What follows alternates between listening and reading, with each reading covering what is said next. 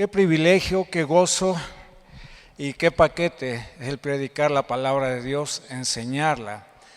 Pero gracias a Dios porque tenemos la palabra profética más segura, en la cual hacemos bien en confiar. Eso nos dice 2 de Pedro 1:19.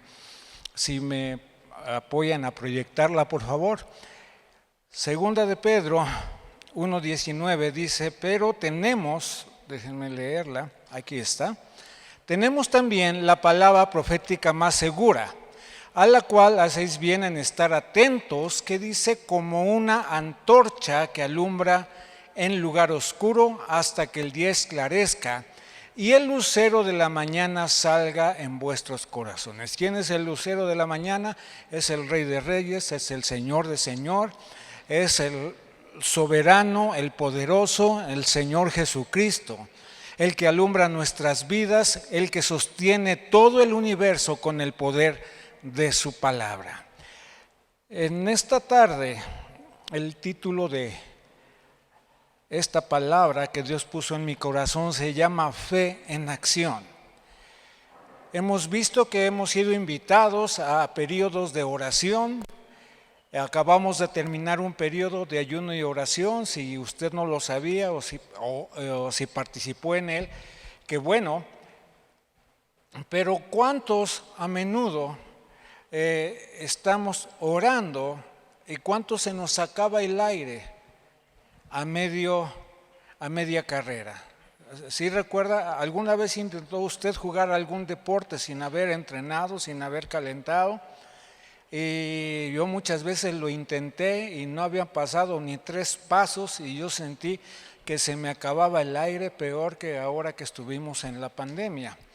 Y no estoy hablando de estas últimas edades, estoy hablando, aunque no lo crea, ya había secundarias y preparatorias ahí cuando tenía 18 o 19 años y me encantaba el básquetbol. Entonces jugaba yo y de repente se me iba el aire. Y cuando veo que muchos con las grandes expectativas, porque tenemos un Dios grande, ¿cuándo saben que tenemos un Dios grande? Pero si somos honestos, ¿cuántos en el caminar diario, a media carrera, como que se nos acaba el gas? Y creemos, porque sabemos que Él es un Dios bueno, porque sabemos que Él es un Dios grande, pero muchas veces, ¿cuántas veces nuestro corazón se ha tambaleado? Yo recuerdo en la palabra de Dios que cuando el Señor estaba empezando su ministerio, uno de sus discípulos, el más impetuoso tal vez, que era Pedro, siempre era impetuoso. Y en una de tanto contacto que tuvo con el Señor Jesús, le está diciendo, ay Pedrito, Pedrito, con ese ímpetu que tienes te quiero dar 2 noticias, una buena y una mala. ¿Cuál es la buena, Señor? ¿Cuál es la mala, Señor? Que Satanás me ha pedido tu vida para sacudirte. Ay, Dios mío. ¿Y cuál es la buena? Que yo he rogado al Padre para que tu fe no te falte. Y por eso es que en esta tarde vamos a platicar un poco de lo que significa poner la fe en acción. Si vamos ahí a Hebreos capítulo 11, que es el capítulo de la fe, te encontramos una definición de lo que es la fe. Es la certeza, es pues la fe, la certeza de lo que se espera, la convicción de lo que no se ve.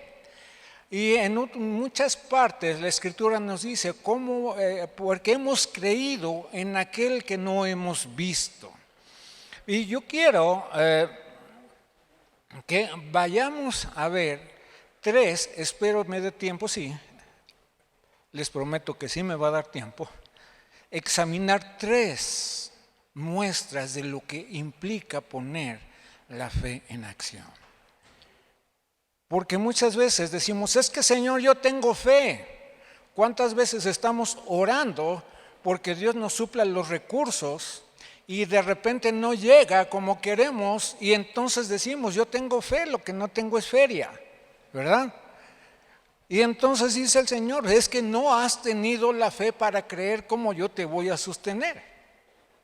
Dices, sí, pues dime, es muy sencillito, de todo lo que te doy, que proviene de mí nada más, me vas a dar el 10%, y con el 90% yo te lo voy a bendecir.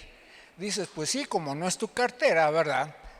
Y entonces, cuando empezamos con ese tipo de fe, pensando, de labios decimos que Él es el Dios Todopoderoso. ¿Por qué lo decimos? ¿Cuántos creen que tenemos un Dios todopoderoso? ¿Verdad? Ahora, ¿cuántos verdaderamente estamos convencidos, como dice ahí, es la certeza de lo que se espera? ¿Cuántos están ciertísimos de que tenemos un Dios todopoderoso? ¿Qué es la palabra convicción? Estar convencidos. ¿Cuánto tienen la convicción que tenemos en nosotros, a nuestro lado, que mora dentro de nosotros, ese Dios todopoderoso? ¿Ok? Sí lo tenemos. Entonces, ¿qué es lo que pasa? ¿Por qué muchas promesas de Dios no se han podido concretar? Algunas promesas son a largo tiempo, otras promesas dependen de nosotros. ¿De qué? ¿Por qué dependen de nosotros? Del tiempo en que decidamos, primero, creer en Dios, no hay ningún problema, pero segundo, creerle a Dios. Y tercero, ya que creímos en Dios, segundo, ya que le creímos en Dios, entonces, ¿de qué depende el cumplimiento de una promesa? El tiempo que tardamos en obedecer a Dios.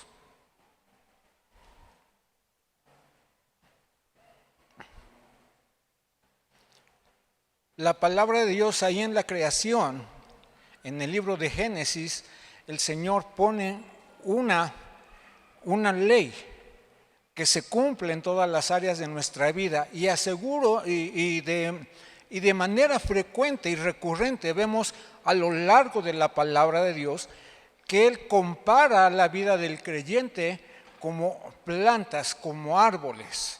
Y esa ley que Él puso en la creación es que cada planta, cada fruto da semillas según su género. Y eso aplica en todas las áreas de nuestra vida. Y muchas veces cada uno de nosotros, dice la palabra, que Él puso en nosotros una medida de fe. Y esa es particular. Y la palabra de Dios también nos enseña que Dios no nos va a pedir más allá de lo que podamos pedir o soportar, y juntamente con la prueba, en algunos casos, nos dará también la salida. Él nos creó, Él nos conoce, Él nos ha dado promesas, como acabamos de ver aquí en Primera de Pedro, tenemos la palabra profética más segura.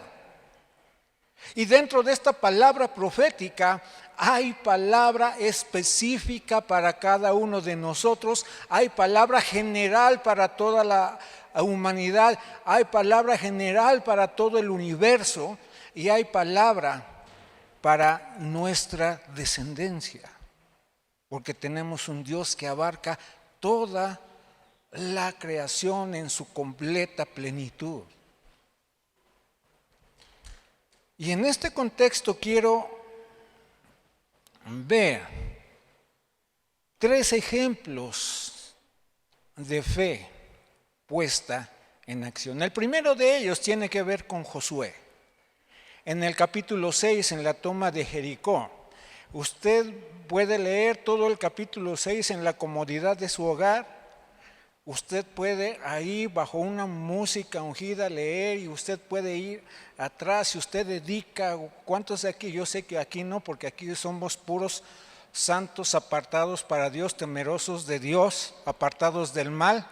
Sé que nos pasamos la mayor parte del tiempo en nuestros televisores viendo la palabra de Dios proyectada en los televisores, y hemos reprendido todo espíritu de series y todo eso, ¿verdad? Pero si usted y yo somos seres humanos normales, nos vamos a dar cuenta que no es así. Bueno, pues yo le invito a que usted vea la palabra de Dios, las increíbles enseñanzas de la palabra de Dios, como si estuviera viendo algún streaming.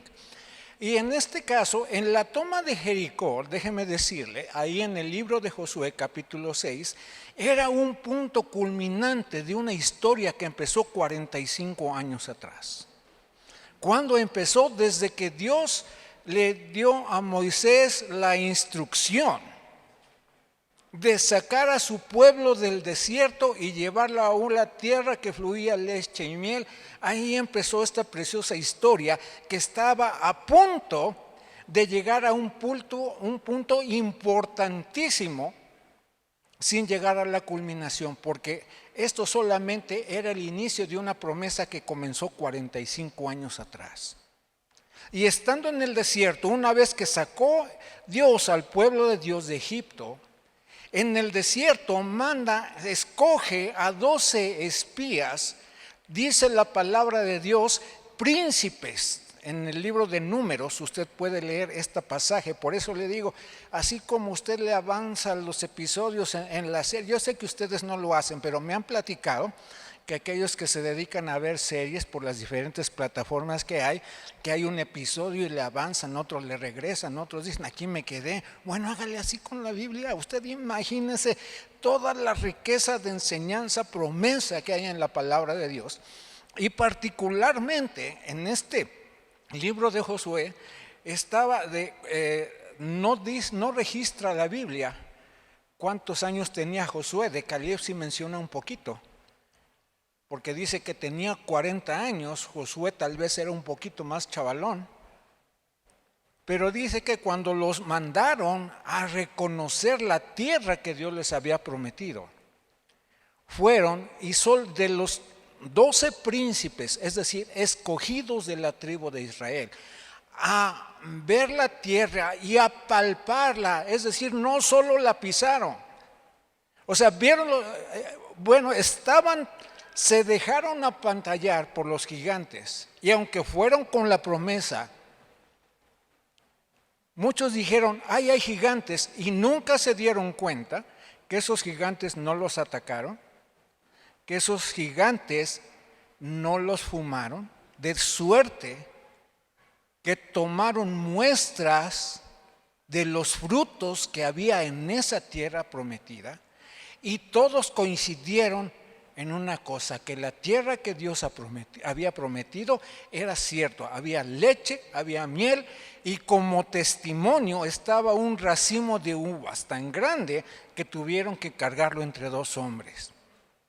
Y aunque vieron los gigantes, se les juntó la familia, es decir, porque vieron los gigantes, en lugar de constatar que habían regresado con los frutos de la tierra, porque Dios los había guardado.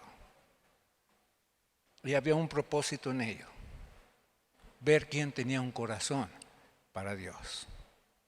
Conocemos la triste realidad en el libro de Números. Dice que de los 12 espías, 2 dijeron, vayamos porque Dios está con nosotros. Y 10 dijeron, no, hay gigantes.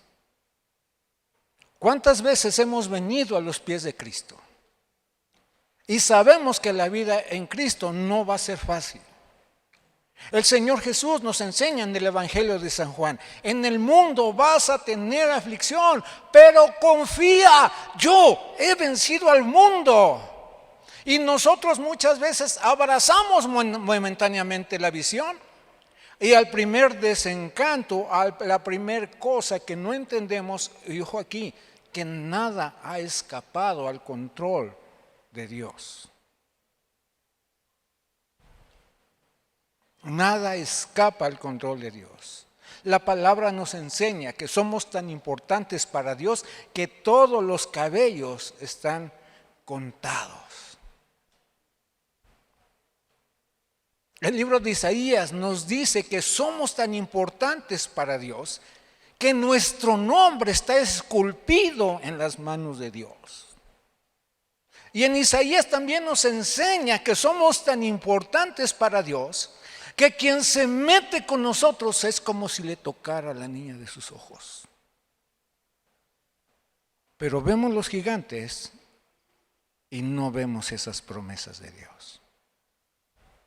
Josué y Caleb vieron los gigantes. Josué y Caleb creyeron que Dios los había guardado. Josué y Caleb dijeron, vayamos, porque más podemos nosotros que esos gigantes. Pero 10 dijeron que no. ¿Cuál fue la continuación de esta historia? Que Dios les dijo, por cuanto no creyeron en la palabra que yo les di, el número de días que estuvieron aquí va a ser el número de años que van a estar en el desierto. Y vuestros hijos que dijeron que iban a ser presa de los gigantes, van a ser los que van a poseer la tierra, excepto mis siervos Josué y Caleb. Por cuanto tuvieron un corazón confiado en mí, ellos poseerán la tierra. Ese fue el antecedente. 45 años después, yo no sé, pero yo creo que si Dios me hubiera escogido como Josué o Caleb, híjole, yo creo que ni una semana después, yo creo que a los primeros 2 o 3 días en el desierto, yo ya le hubiera dicho al Señor, oye Señor, ¿y yo qué culpa tengo? Ya los otros 10 sí, ya se fueron, ya les trajiste el juicio. Pero yo qué necesidad tengo de estar en el desierto, si yo sí te creí. Y luego al mes, ya me imagino, oye Señor, como que ya te pasaste, mira que me tienes un mes aquí. Si yo te dije con el Caleb que sí íbamos a entrar. Ahora imagínense 40 años esperando una promesa.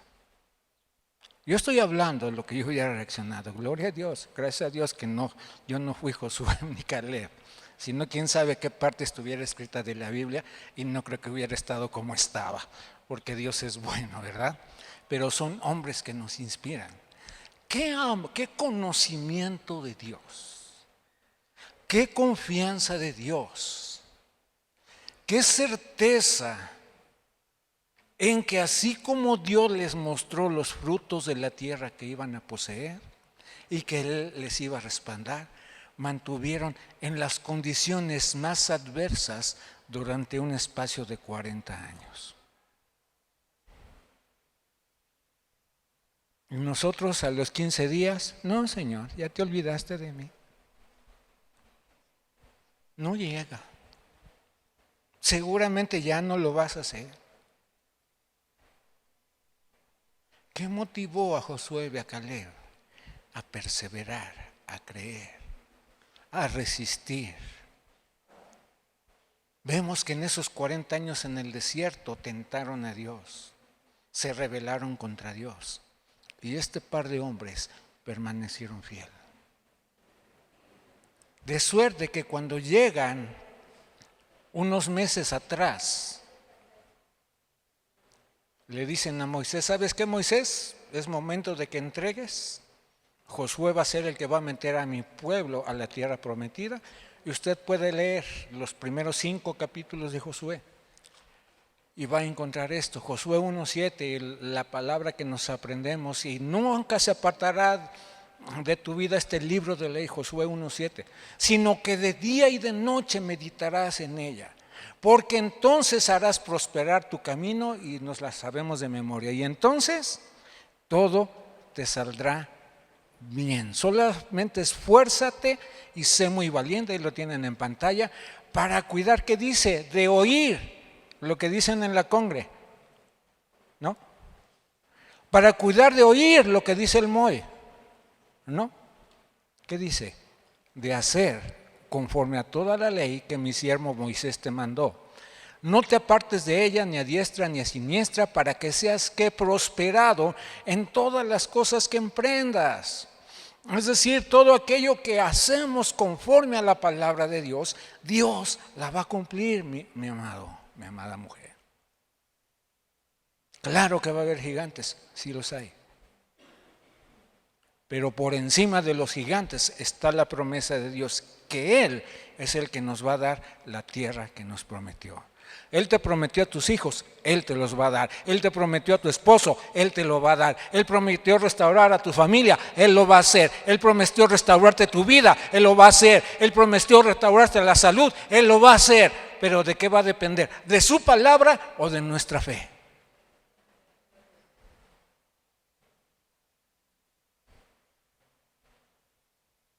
45 años en el desierto, 45 años viendo rebeliones, 45 años moviendo la nube.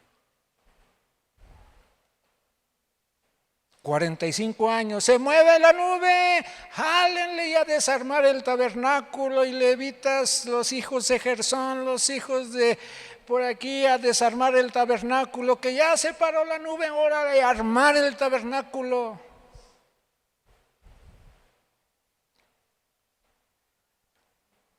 Y porque el Señor te dice, ahorita no, espérate tantito. Ay, Señor, pues que no me dijiste. Digo, me han platicado, ¿verdad? ¿Será que así me pongo a orar yo con el Señor? 45 años después, si me hacen favor, en Josué 6, le voy a platicar los primeros 18 versículos. Usted los puede leer. ¿Qué es lo que había dado el Señor? Ya había trasladado a todo el pueblo de Dios hasta la orilla del río Jordán.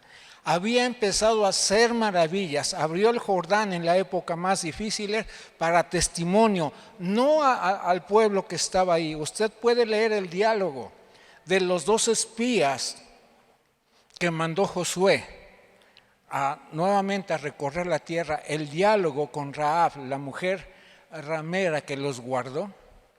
Y pueden ahí, si usted pone énfasis, mucho tiempo, y aunque leía la Biblia y una y otra vez, siempre pensé que el temor que había en el pueblo de Jericó era porque ya estaban ahí, en el Jordán.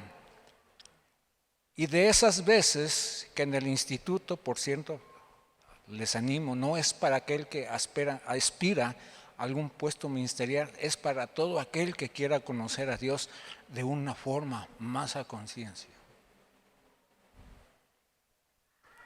Si usted puede leer ahí, por ahí del capítulo 2 o 3, cuando Josué manda a los 2 espías y que los guarda Rahab, les dice, vénganse porque ustedes son aquellos que prometió.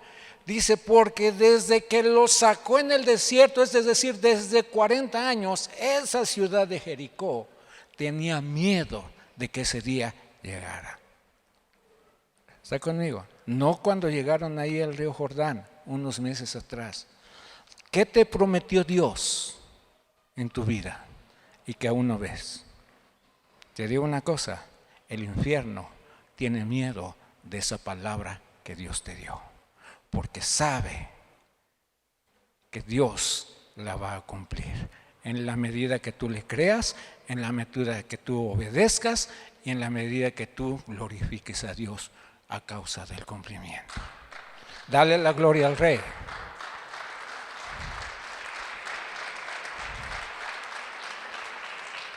Y ese día había llegado. Ahí estaban en el primer capítulo. Y dice, ahora Jericó estaba cerrada, bien cerrada. ¿Cuántas situaciones en tu vida están de esta manera? Está bien cerrada, bien cerrada. Y has leído y has orado, más o menos. Bueno, me han platicado, algunos sí han orado fervientemente. Algunos como que dicen sí, pero un día sí, otro no. Y andamos ahí como negociando con Dios, pero queremos que Dios responda como en el horno de microondas. 30 segundos y órale, sale el milagrito, ¿verdad? Después de 40 años, el Señor levanta a Josué, le da promesa, le muestra que lo va a respaldar. Y llega el momento en que dice, ahora vas a ver.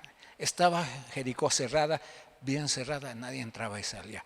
Y les da Dios instrucciones, conocemos el relato. Mira la promesa de Dios, en esto qué bueno que me la pusieron. Mira lo que el Señor le dice, mira, yo he entregado en tu mano a Jericó y a su rey con sus varones de guerra. Ahí le detenemos, lo demás se los platico porque quiero aterrizar en 2 situaciones más.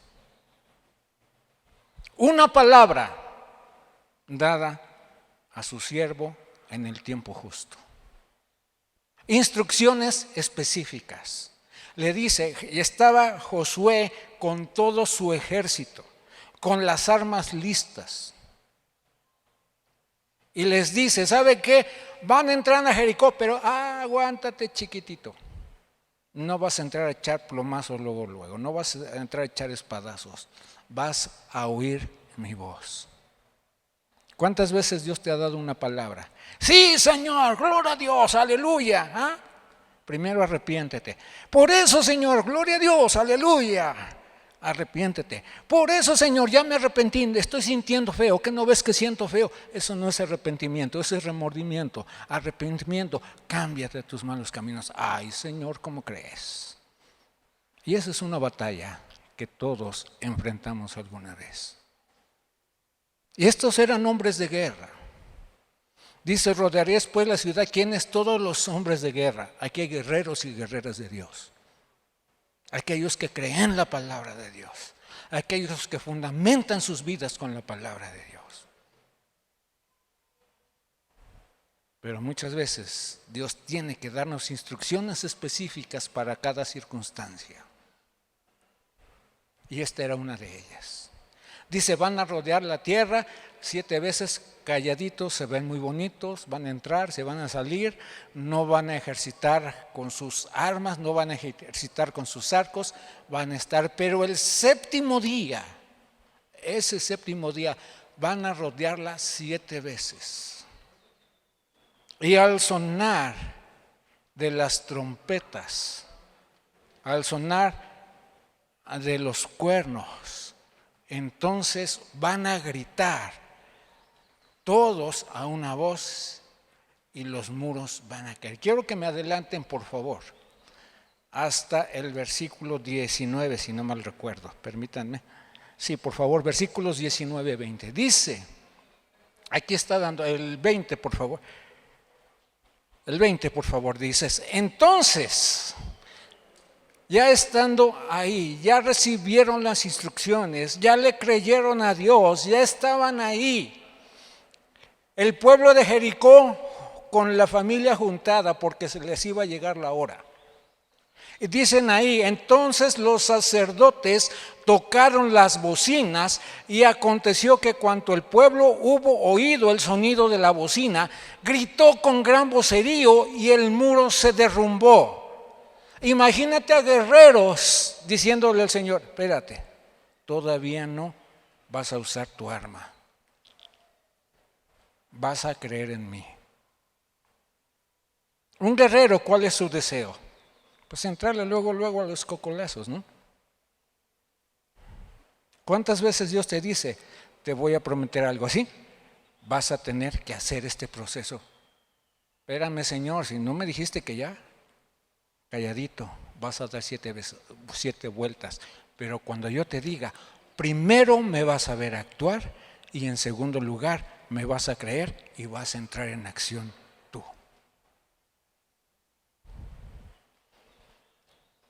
Dice, y cuando aconteció que cuando el pueblo hubo el sonido de la bocina, gritó con gran vocerío y dice, el muro se derrumbó. Dicen los historiadores, los arqueólogos, que cuando encontraron las ruinas de Jericó, encontraron el muro caído. ¿Cuántos vieron cómo se cayeron los edificios en este 2017 en la Ciudad de México? Cuando hay un temblor, ¿cómo se caen los muros? ¿Hacia un lado o hacia otro? Cuando gritaron, mucha gente tenía la teoría que por la presión sonora del pueblo de Dios que gritó, el muro iba a caer de un lado.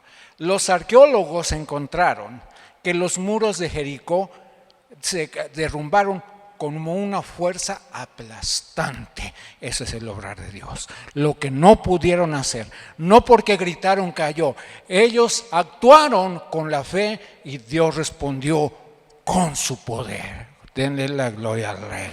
¿Qué te ha pedido Dios que tú no puedas hacer? Pero imagínate a Josué. Estábamos en un tiempo de oración y les doy la gracia a Dios por los compañeros porque Dios destapó esta palabra para el día de hoy.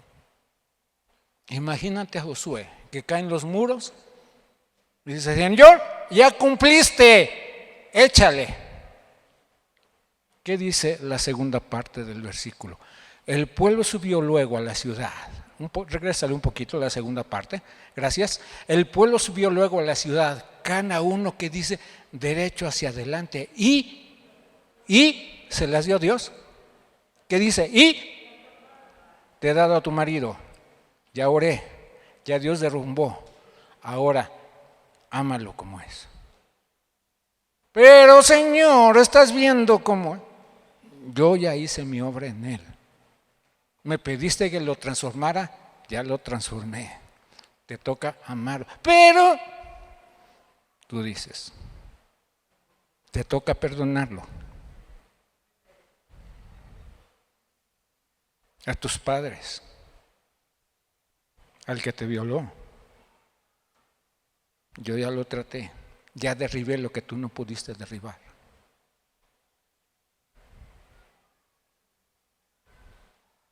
Te toca creer en que soy un Dios que restaura. Te toca creer que soy un Dios que perdona. Te toca creer que soy un Dios que sana. Te toca creer que soy el Dios todopoderoso.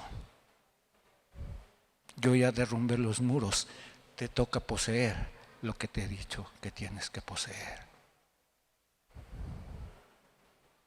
El problema de muchos tiempos de oración, de convocatorias, de tiempo de ayuno, es que estamos tan metidos en lo rutinario, en lo tradicional, y no nos enfocamos en el poder espiritual que tienen esas prácticas, que aunque Dios derrumbe los muros, muchos no hemos conquistado las promesas porque no hemos actuado lo que nos toca hacer. Persiste, persiste, persiste. Y esta ciudad de Jericó solamente fue la primera. Después tuvieron un promeso con Jaí a causa de la desobediencia. Pero Dios restaura. Y este punto solamente fue el inicio 45 años después de una promesa cumplida. Yo te he entregado toda la tierra que ves. Esto solamente fue el paso inicial consagrado para Dios. 45 años, una fe persistente, una fe a prueba de circunstancias, una fe a prueba de gigantes, una fe a prueba de ciudades cerradas, muy cerradas, una fe dispuesta a actuar con una palabra dada por Dios. Fe en acción.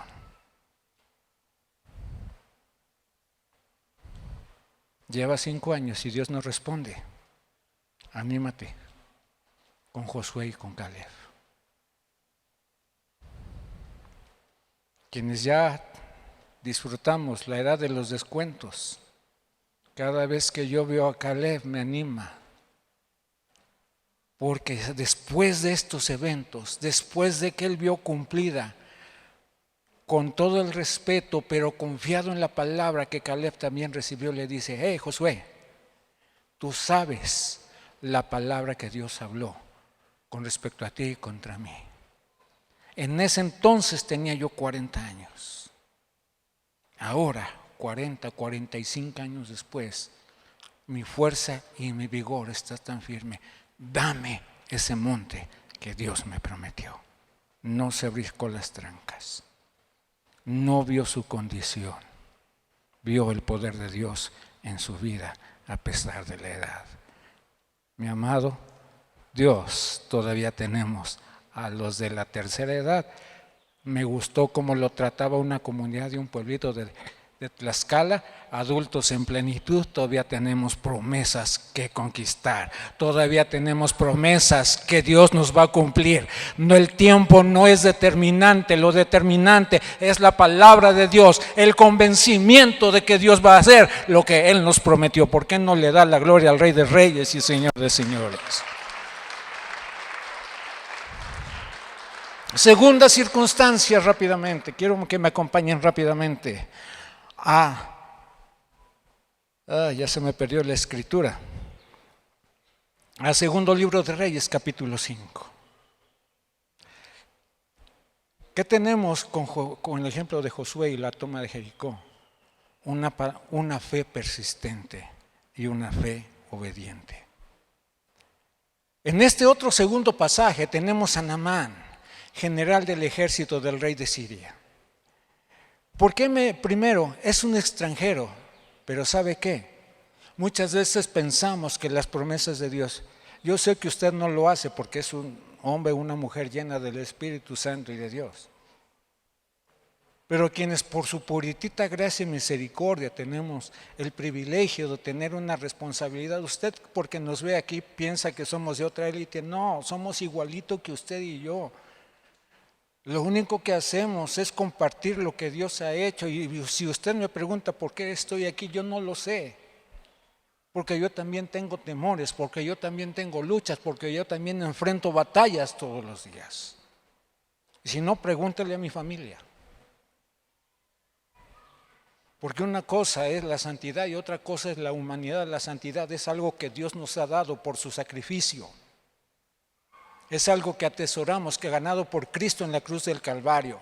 Eso nos pone en una posición correcta. Santidad es apartados para Dios, no símbolo de perfección. Pero cuando estamos ahí vemos a este general. ¿Por qué menciono esta parte? Porque muchas veces vemos los milagros de otra gente y pensamos, no, es que él sí está cerca de Dios, no, es que él sí Dios lo oye, no. ¿Por qué Naamán? Naamán no era nadie del pueblo de Dios. Pero aquí nos muestra que Dios es soberano de toda la tierra. Los salmos revelan esta condición. Hebreos nos dice que el Señor sostiene toda la creación con el poder de su palabra. Los científicos lo que han estado haciendo, descubrir la creación de Dios, no han creado nada nuevo. Todo lo creado es por el poder de la palabra de Dios. Hágase, y fue hecho. Y este hombre del rey de Siria, este hombre, Naamán, dice, era varón grande delante de su Señor y lo tenía en alta estima, porque por medio de él, ¿quién había dado salvación? Naamán. ¿Quién? ¿Qué dice la Escritura? ¿Quién dio salvación a Siria? Siria no era el pueblo escogido de Dios. Dios no ha perdido el control de las naciones ni lo perderá.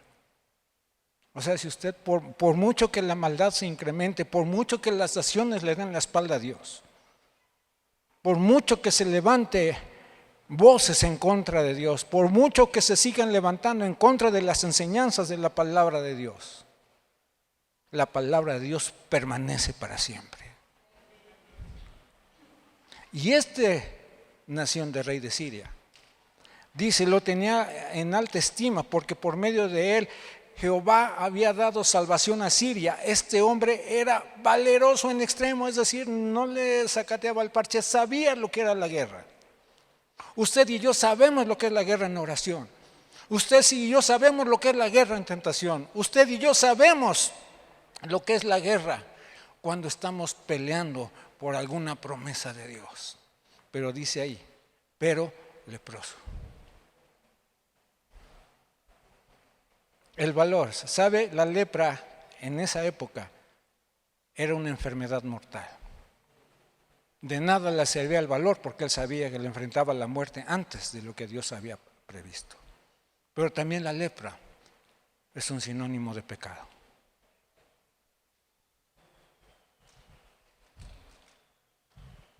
Y nosotros somos santos de Dios y seguimos pecando. ¿Qué es lo que nos sostiene en la gracia de Dios? Porque la primera palabra que nos rescató, si confiesas tus pecados, Él es fiel y justo para perdonarte y limpiarte de toda maldad.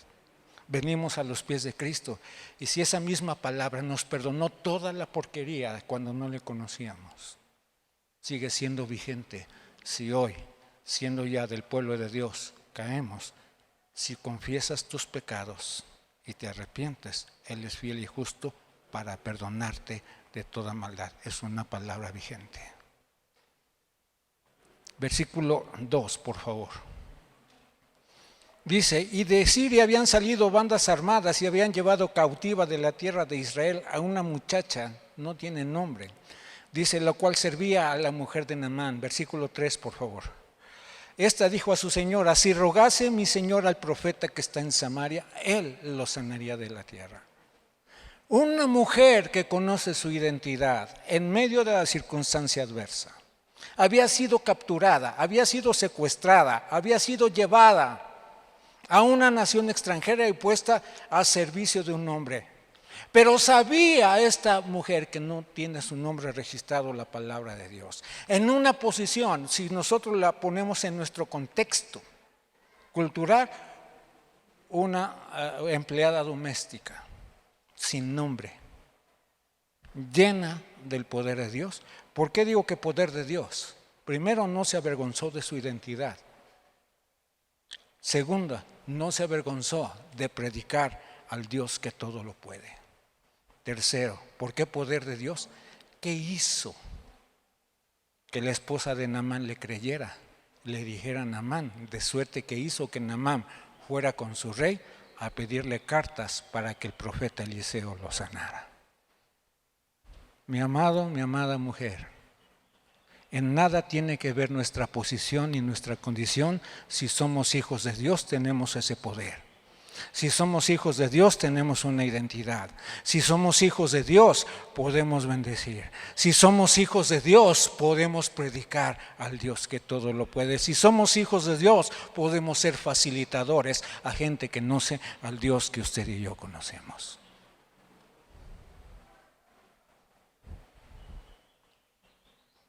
Sigo más adelante. ¿Cuál es la historia? Simple y sencillamente, Naamán, nuevamente, cuando alguien con el corazón para Dios da testimonio de Dios, Dios mueve las cosas. Este hombre no era del pueblo de Dios, pero sabía lo que era pelear. Este hombre no era del pueblo de Dios, estaba orgulloso. ¿Por qué? Porque él nunca menciona de que Dios había dado las victorias. Él decía, no, pues yo soy Naamán. ¿Quién ganó? Pues yo merengues. Pero ¿qué es lo que pasa? Vamos 3 versículos más adelante, por favor. Si me acompañan por ahí del versículo 17.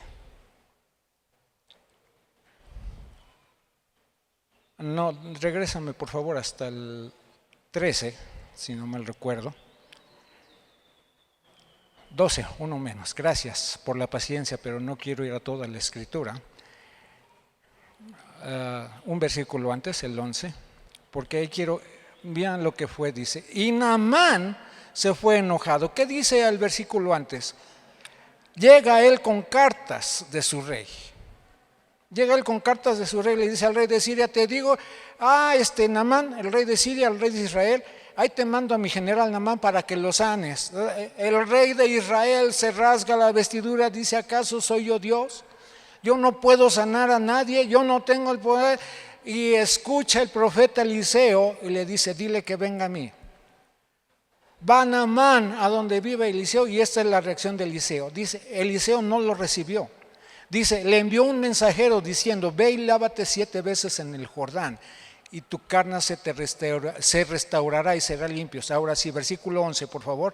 Dice, y Naamán se fue enojado diciendo, he aquí, yo decía para mí, ojo aquí, este es un hombre que no conocía a Dios.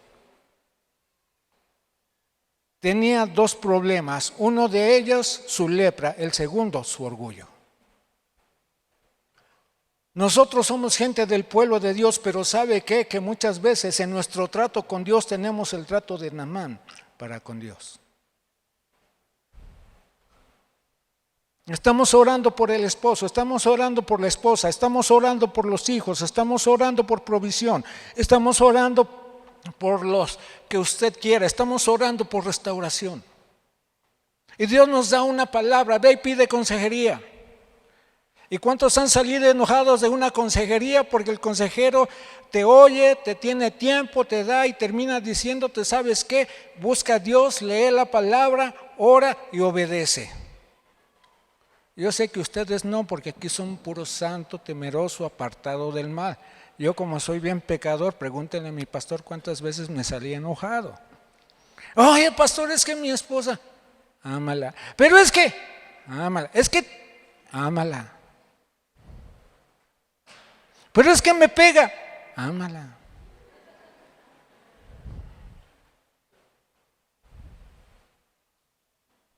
¿Cuántas veces?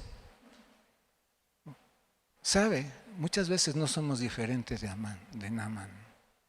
Vean lo que dice Naamán. Y aquí yo decía para mí, saldrá él luego, imagínense con toda la fastuosidad de un general poderoso. Estando de pie, invocará el nombre de Jehová su Dios y alzará su mano y tocará el lugar y sanará la lepra. ¿Sabes? Muchas veces oramos, pedimos, clamamos a Dios con este corazón. Y Dios nos ha dado la instrucción desde antes. Obedece, quítate el orgullo, pide perdón, perdona, reconoce, apártate, comprométete verdaderamente con Dios, lee todos los días, ora todos los días. Si dedicas 3 horas a la serie y le dedicas media hora a Dios, con esa media hora tienes para hacer milagros. Ahora imagínate si inviertes los tiempos. 3 horas para Dios y media hora para las series. No, hombre, estarías en un nivel espiritual que, wow.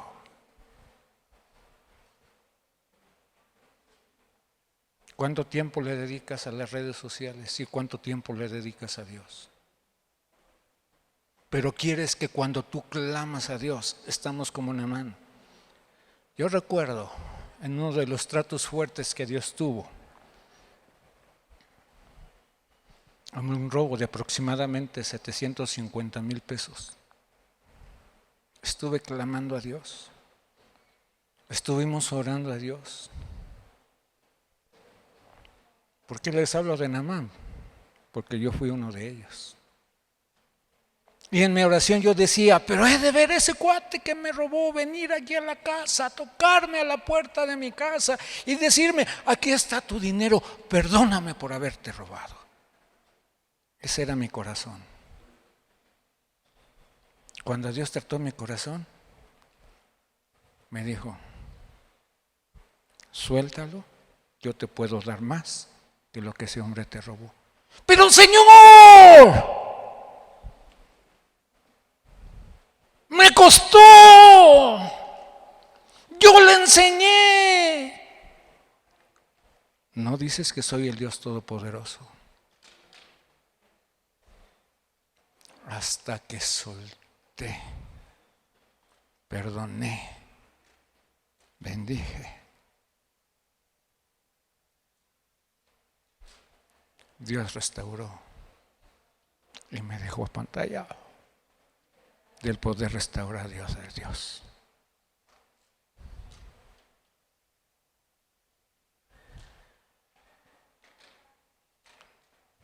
Muchos, siendo hijos de Dios, tratamos a Dios con el orgullo de Naamán. Y si no es como nosotros queremos, entonces no obedecemos. Primero es la obediencia, y a través de la obediencia viene la respuesta de Dios.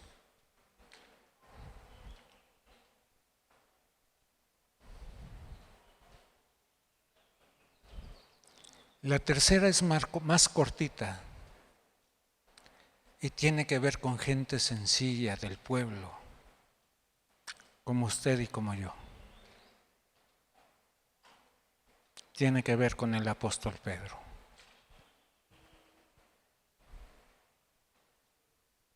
El apóstol Pedro, si usted lee los primeros capítulos del Evangelio de San Juan, se va a dar, cuando usted en el libro de Hechos, después de que fue investido de poder de lo alto, después de que caminó todo este tiempo, los 3 años del ministerio de Jesús, que fue llamado por Él, usted puede ver cómo la Biblia dice de Él, que el pueblo se asombraba por gente, era gente del vulgo, es decir, gente común y corriente como usted y como yo, pero le reconocían una cosa, que habían estado con Jesús.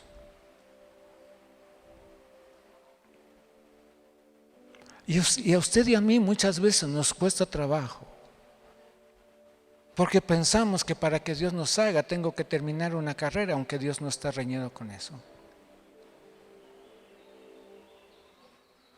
Que usted debe tener una posición ministerial para que Dios le escuche, y Dios tampoco está reñido con eso.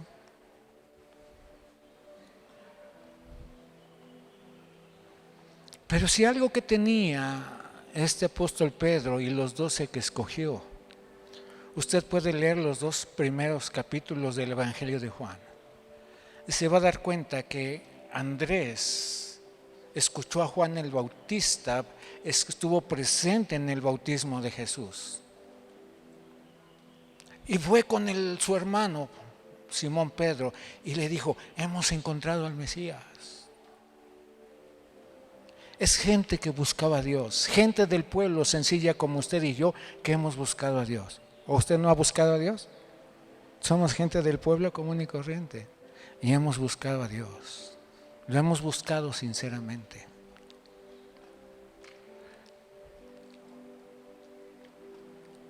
Y aún hemos tenido contacto con milagros de Dios. Y el apóstol Pedro así lo tuvo. Usted puede ir a Lucas capítulo 4. Algunos chismosos bíblicos dicen que a causa de lo que ocurrió en Lucas 4, Pedro, por eso el Señor lo negó. Ahí al final del capítulo 4 dice que ahí el Señor Jesús empieza su ministerio. Y después de que estuvo tiempo en el desierto, regresa y por ahí de los últimos versículos empezó a predicar y mucha gente lo seguía. Y entre unos de esos dice, Simón dice que sanó a la suegra de Pedro y ésta le servía. Algo de lo que me llama la atención en el Evangelio de San Lucas es que dice en la introducción del Evangelio que él investigó diligentemente las cosas y todas las puso en orden, es decir, las puso en orden histórico, en orden cronológico. Y antes de ser llamado por el Señor fue a su casa, sanó a su suegra. Los chismosos bíblicos dicen que por eso lo negó. No es cierto, esto fue otra cosa, ¿verdad? Dice, yo no le pedí que sanara a mi suegra, por eso lo negó ahí 3 veces. No es cierto, el Señor le había dicho. Pero dice, y levantándose. En el capítulo 5 vemos un evento que marcó la vida de Pedro, que es la pesca milagrosa. ¿Por qué me fui al capítulo 4 con la sanidad de Pedro? ¿Sabe que usted y yo alguna vez tuvimos un contacto con algún milagro del Señor Jesús? ¿Sí o no? Y todavía estamos expectantes de que ocurra un milagro. Y dice en el capítulo 5 que estado sentado al lago de Genezaret, el gentío se agolpaba sobre él para oír ¿qué? La palabra de Dios. Versículo 2, por favor. Con esta escritura termino. Y vio 2 barcas que estaban cerca de la orilla del lago, y los pescadores, habiendo descendido de ellas, lavaban sus redes. Versículo 3. Y entrando en una de aquellas barcas, curiosamente lo cual era de Simón, que dice, le rogó que la apartase de tierra un poco, y sentándose enseñaba desde la barca a la multitud. Imagínense pescadores expertos. Estaban lavando sus redes porque ya se iban a ir a casa. Como buenos pescadores diligentes, el lavar las redes era dejarlas todas en orden para una jornada posterior.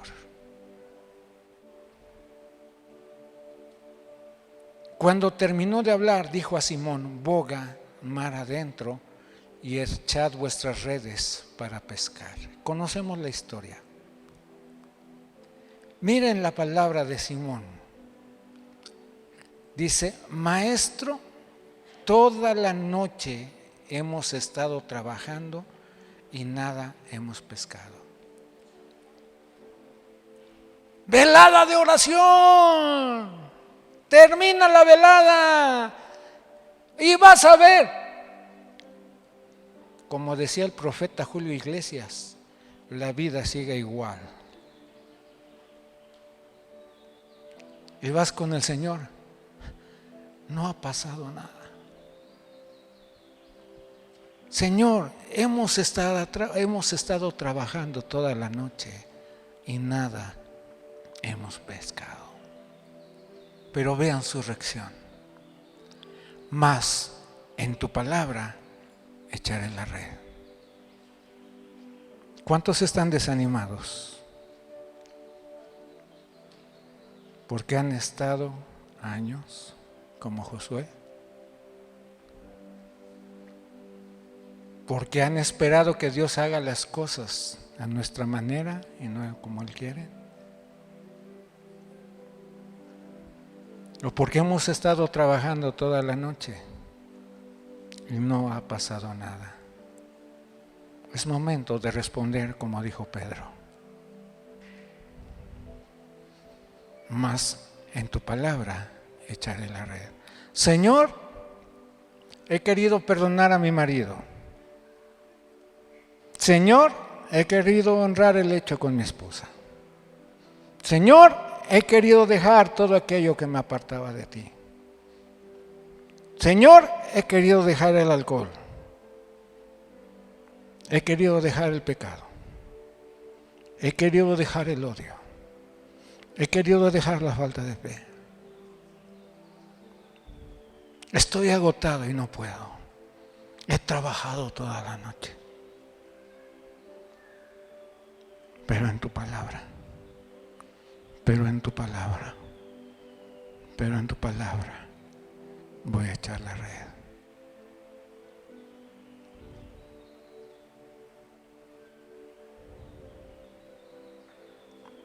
Versículo 6. Y habiéndolo pensado, habiéndolo imaginado, habiéndolo planeado, habiéndolo deseado, habiéndolo hecho, encerraron gran cantidad de peces y su red se rompía. Versículo 7. Entonces hicieron señas a los compañeros que estaban en la otra barca para que viniesen a ayudarle, y vinieron y llenaron ambas barcas de tal manera que se hundían. Versículo 8.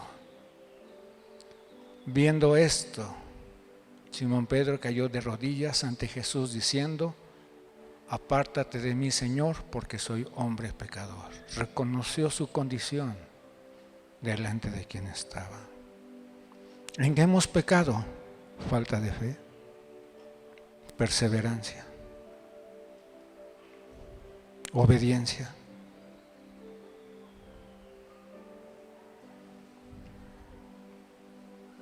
Versículo 9. Versículo 10, por favor. Pero Jesús dijo a Simón: no temas, desde ahora serás pescador de hombres. Y los hombres que estaban ahí, Jacobo y Juan, son hombres que juntamente con Simón Pedro genuinamente buscaban a Dios. Pero cuando lo encontraron, no se quedó en un buen deseo, decidieron seguirlo. Estas tres historias tienen factores en común con los que quiero concluir. Una fe.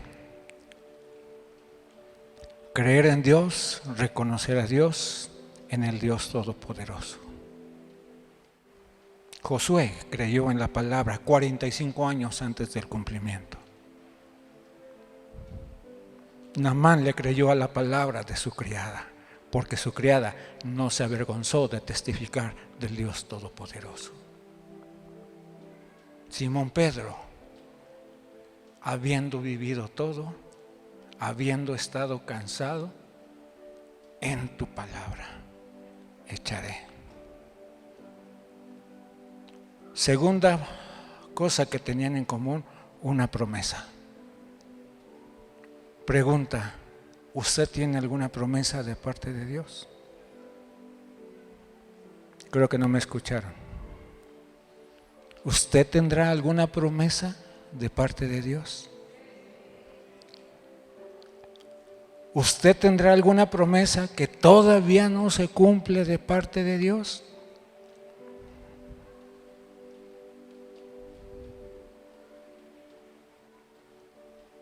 La tercera cosa que tuvieron estos tres hombres: actuar con base a la palabra de Dios. No esperaron que Dios actuara cuando Dios ya había actuado.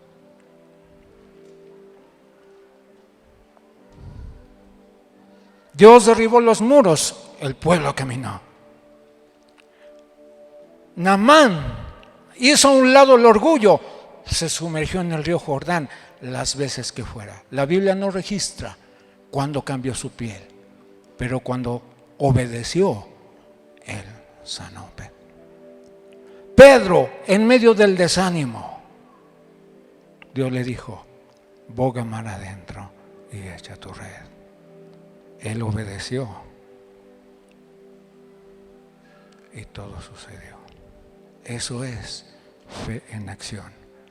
¿Qué estás esperando de Dios? Y ahora te cambio la pregunta. ¿Qué está esperando Dios de ti para que lo que te ha prometido sea una realidad como la de estos tres hombres? Ponte de pie, por favor. Señor, tenemos una palabra profética poderosa, segura, que nos revela tu persona, que nos revela tu poder, que nos revela tu majestuosidad. Una palabra donde tenemos grandes y preciosas promesas en los cuales debemos caminar.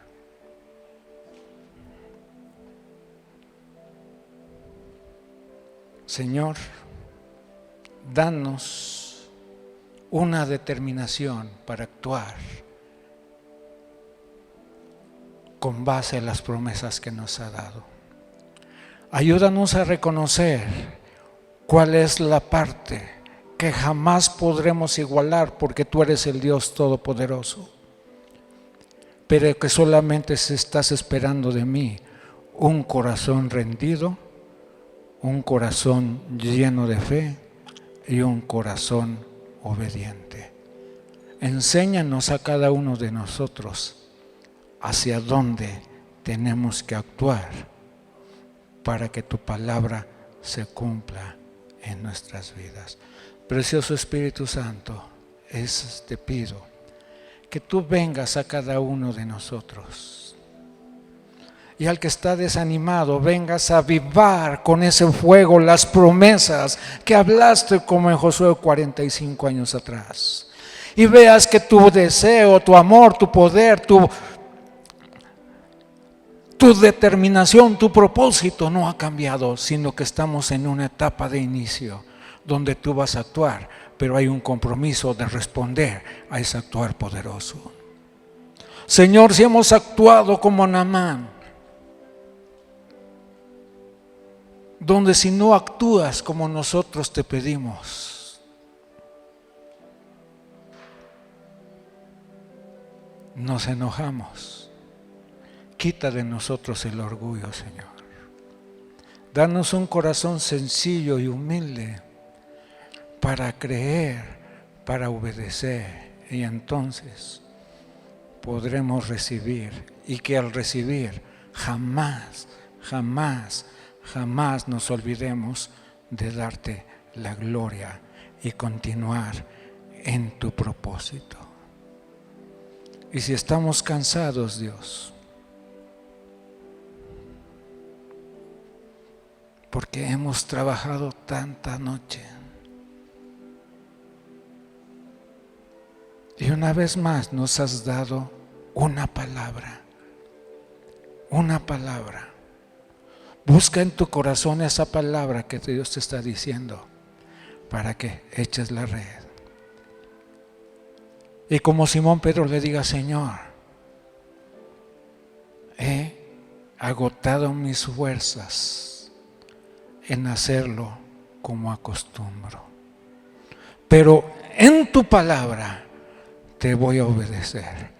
En tu palabra voy a actuar. En tu palabra actuaré y la respuesta provendrá de ti.